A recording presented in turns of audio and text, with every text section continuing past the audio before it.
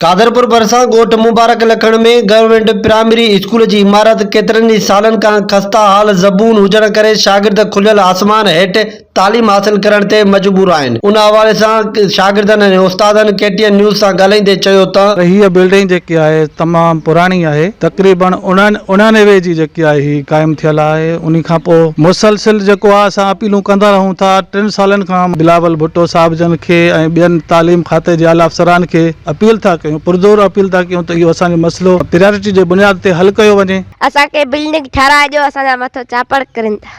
ठाराए ॾियो, असांजी बिल्डिंग पुराणी आहे। सी साहब खे अपील कयूं था। असांखे पढ़ण में खौफ़ थिए थो, असांखे बिल्डिंग ठाराए ॾिनी वञे। असांजी बिल्डिंग पुराणी थी वई आहे। सी साहब खे अपील कयां तो खुदा रा बिल्डिंग ठाराए ॾियो। उते खे अपील कयां तो त असांखे जल्दी बिल्डिंग ठाराए ॾियो। बिल्डिंग पुराणी थी वई आहे, खुदा रा असांखे जल्दी बिल्डिंग ठाराए। हाणे ज़रूरत इन ॻाल्हि जी आहे त हुकूमत सिंध समेत तालीम खाते डिप्टी कमिश्नर घोटकी के घुर्जे त कादरपुर भरसा ॻोठ मुबारक लखण में क़ाइम बॉयज़ स्कूल जी इमारत जो कम कराए शागिर्दनि में छायल बेचैनी ख़त्म कई वञे। कैमरामैन ज़ुल्फ़कार सुंदराणी सां गॾु ज़फ़रुल्लाह भुट्टो, केटीएन न्यूज़, कादरपुर।